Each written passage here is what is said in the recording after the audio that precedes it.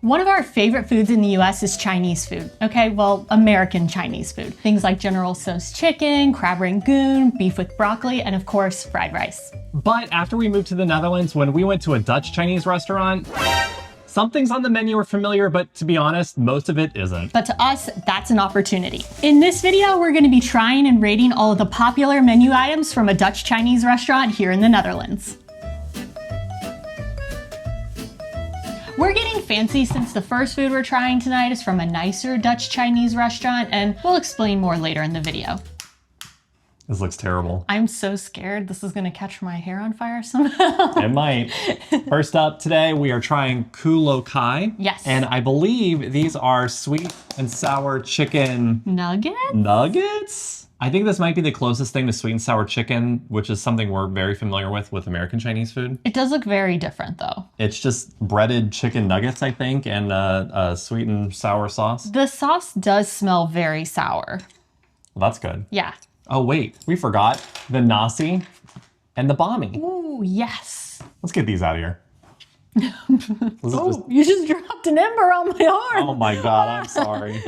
I knew there was danger involved with this. This is nasi goreng, which is seasoned fried rice that typically comes with egg and ham. And in this one, I also see a little bit of green onion, maybe? Isn't ham like a thing at the Dutch Chinese takeouts here? Yeah. Like that's not like necessarily common in like Indonesian food. No, I don't think so. I think it is specific Ham is the hallmark of Dutch Chinese food. It is, yes. We'll put that on a plaque somewhere, I think. I hope it's true. It might not be true. I think you might be right. And this is bami goreng, which is seasoned fried noodles that also contains ham and eggs, and I see some green onion in here too. Okay. I know we're eating this incorrectly. We could plate everything that we're eating today and make a little rice bowl or a noodle bowl. We will after this. Yes. But right now, this is all about getting this food in our mouths. We're about to show off our chopstick skills. Okay. Don't embarrass me. Well, we got to dip. Cheers. Cheers. This reminds me deeply of going to the American Chinese food buffet growing up, because this is exactly how the sweet and sour chicken's presented there. Yes. Like it's not in the sauce with all the other stuff. It's you get the chicken, you get the sauce, and that's the sweet and sour chicken. And this is actually very tangy. Yeah. This tastes good. I thought it was going to be overwhelmingly sweet, but it's definitely tangy and delicious. To be totally honest, this nasi is a little plain for my liking. The Indonesian restaurant nasi that I'm more familiar with and the Indonesian restaurant bami is a little bit more flavorful, but I predominantly use the nasi just to have as like the bed of my main. And I mean, this does a fine job. I do like the taste of the ham, the egg, and the green onion in here. Which just, you know, want a little bit more seasoning on my rice. This bami is seasoned really well. Really? It's very good. It is yellow, which is very interesting. Yeah, it looks a little plain, but it tastes great. You know, you're insane. That is not any more seasoned than the rice. I think it's really good. Okay, I'm going to give the kulo kai 5 stroopwafels because this is like hardcore nostalgia for me. It's not much. It's literally just breaded chicken and sweet and sour sauce, but it is like, it hits. Yeah, 5 stroopwafels. This is great. This might be our new go-to. I'm sorry, our new go-to? Well, yeah, we usually get 2 things. Yeah, and I get the sweet and sour chicken. The nasi is probably like a 3.5 stroopwafels. It's good, but like I have a feeling that there's better nasi out there. Should I just rate my bami then? Yeah. 4 stroopwafels. I knew you were gonna rate higher. I really like it. It's salty. Michelle loves plain noodles, so this is a little bit of a skewed rating system. And now we have the Haaienvinnensoep, which is shark fin soup. Yes. But there's no shark fin in the soup. No, there is not. It is mainly chicken and I think egg. Oh yeah, it looks like egg drop soup. Yeah, that's what I was kind of understanding it to be. I do think there is some kind of seafood inside of it though. Michelle's not gonna eat this because on their website it said they have mollusks inside the soup base, and she is allergic to mollusks. This looks dead ass like egg drop soup, except there's like pieces of ham inside. And mollusks. I think they also use some sort of like potato starch to bind it to make the texture a little gooey. It's okay. It's very plain. The texture is nice. I'm not getting a ton of flavor from like any of the ingredients in there. It sort of has like the flavor of a dumpling, but like as a soup. Is there chicken inside of it? Your guess is as good as mine. I think it's just ham. I just see ham and pieces of egg. Yeah, I'm gonna go with 3 stroopwafels. Okay.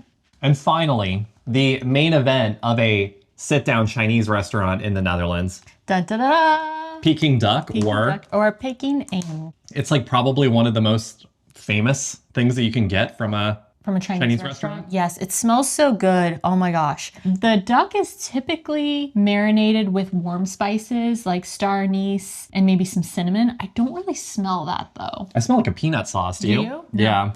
We went with the spicy sauce. Yeah, and I think, aren't you normally supposed to get like a bun to put it in? I kind of thought so, but that's not on their menu at all. Okay. There are a lot of bean sprouts on the bottom of this. Oh, really? Oh, noodles. damn. That bean sprouts. All right. Cheers. Cheers.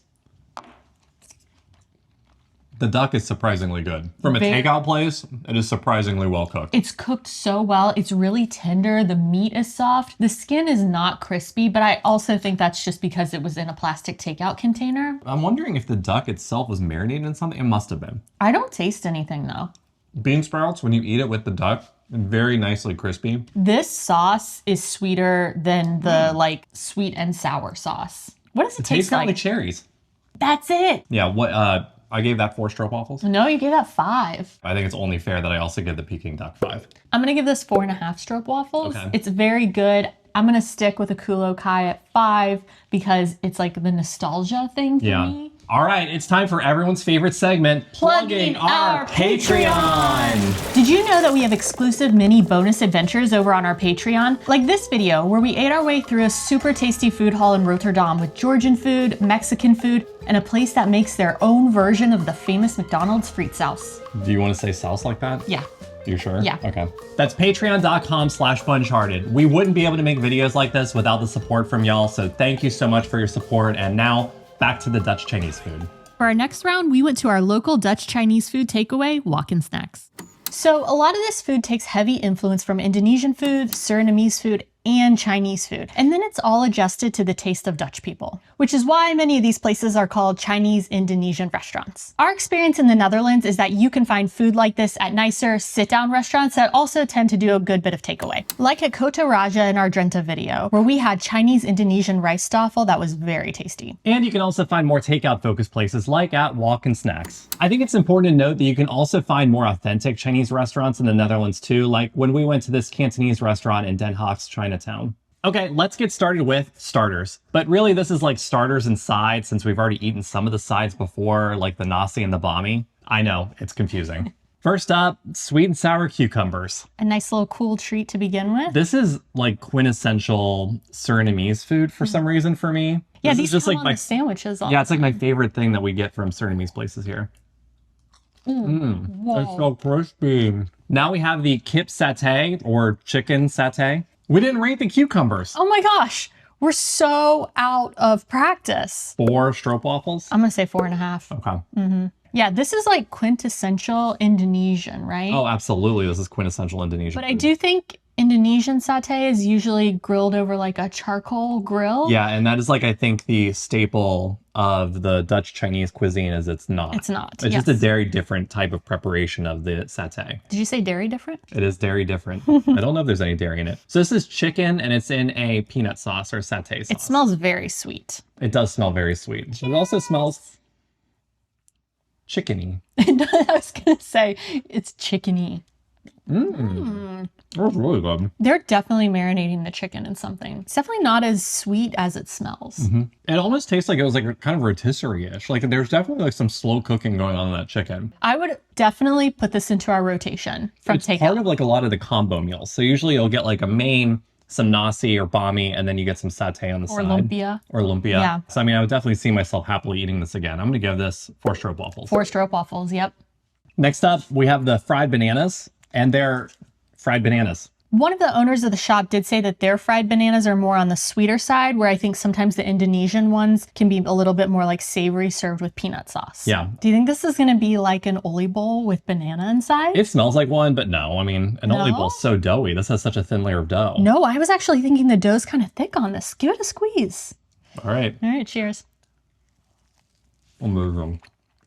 Not like an oli bowl at all. No. Oh my God. I was right. It's amazing though. It's incredible. Yeah. It really brings out the flavor of the banana. And then you just get like a little bit of the sugary sweetness from the powdered sugar on top. I'm a banana boy. Like this is 100% my jam. This is like better than a donut. I know. It's got a powdered sugar on it. It's got a banana. And, you know, I know it's fried, but did you take a bite of this one? That one's mine. I'm You sorry. didn't eat the whole thing? Put the whole thing in my mouth. What is wrong with you? Oh, it's so good. Oh my God. It is incredible. It is so good. Wow, it's so good. You did put the whole thing in your mouth. 5 stroopwafels. Easy. That is an easy 5. 5. It's Absolutely so incredible. delicious. I will never order from this place again without getting fried bananas. Yes, I was just thinking the same thing. This will always be our dessert. 100%. Next, we have the biggest lumpia that I've ever seen in my life. It's definitely the heaviest too. It's This weighs a ton. So they have a bazillion different kinds of lumpia at this place. This is the lumpia walk and snacks. And they said that this is actually a more authentic Chinese lumpia. Ooh. Ready? Oh, like an egg roll.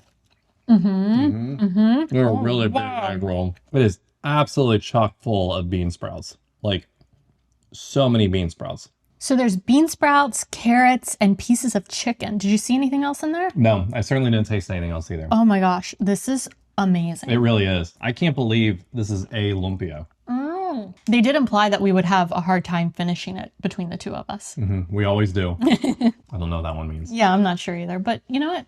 It's up to your imagination. I'm going to give that 4.5 stroopwafels because I love me a bean sprout, and egg rolls were always my favorite thing back in the US. And honestly, I'm gonna go ahead and say it. This is an improvement. I'm going to have to agree with you. I'm going to give this 5 stroopwafels. What? All right, next, let's get into these soups. All right, first up, we've got Chinese tomato soup. I'm just going to come out and say it. I think it's probably wildly inappropriate that we're showing all of this inside of the takeout container.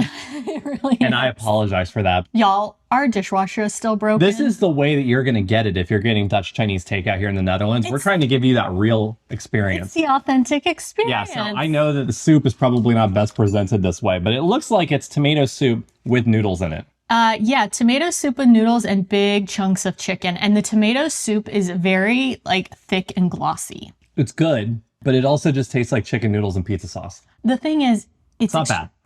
It's extremely sweet. But all tomato soup in the Netherlands is extremely sweet. Yeah. It just is. The texture of it is really good. The chicken tastes nice. It's delicious, but I'm never going to order it again. No, this isn't my thing. I'm going to give it 3 stroopwafels. There's a time and a place for this because this is how tomato soup is made in the Netherlands. But it's not for me. But it's not for me. 3 stroopwafels.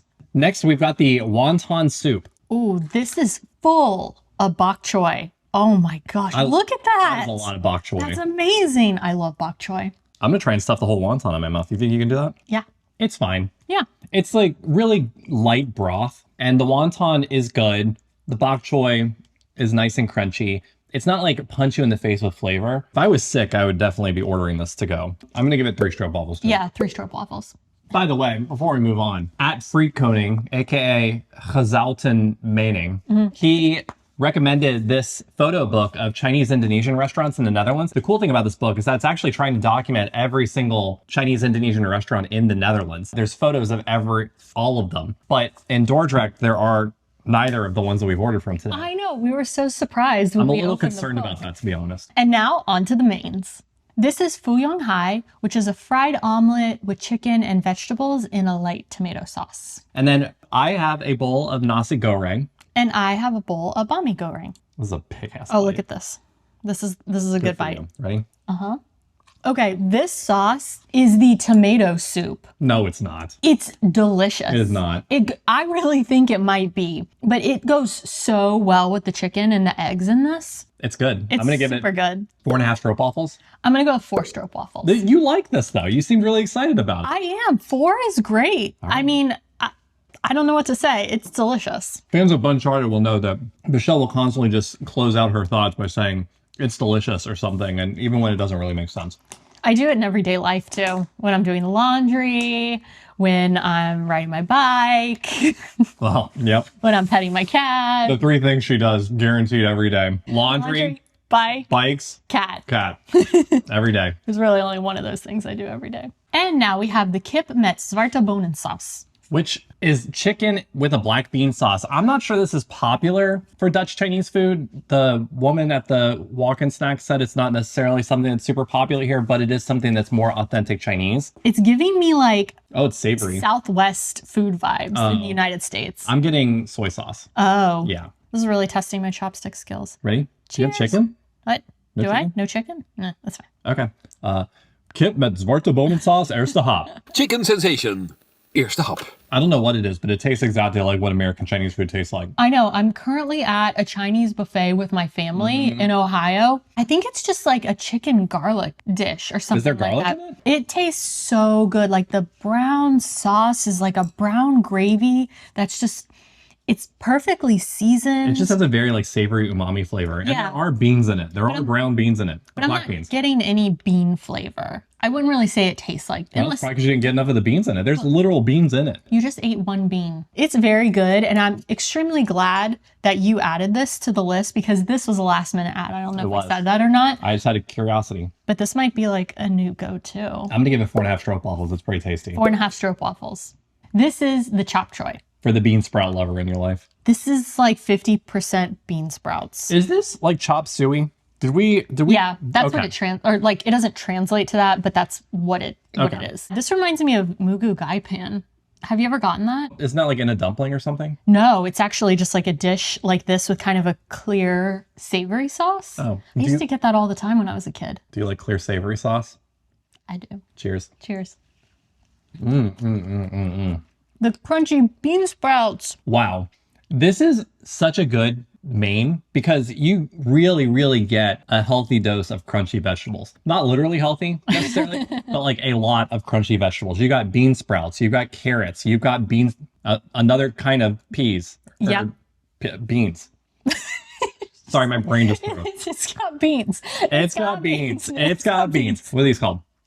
Like snap peas. Snap peas. It's just a very well-rounded dish. It is. And the sauce that it's served in is not very like strongly flavored. No. But it adds a little bit of like a savory element. So it's not just plain chicken, plain vegetables. It really makes, how do you describe it? What is it? Oyster sauce and what? Soy sauce. This is really good. And I think this is like the most, if not second most popular thing to get a Dutch Chinese I think place it's here. the second most popular, yeah. 5 stroop waffles. 5 stroop That's waffles. an easy 5. Yep.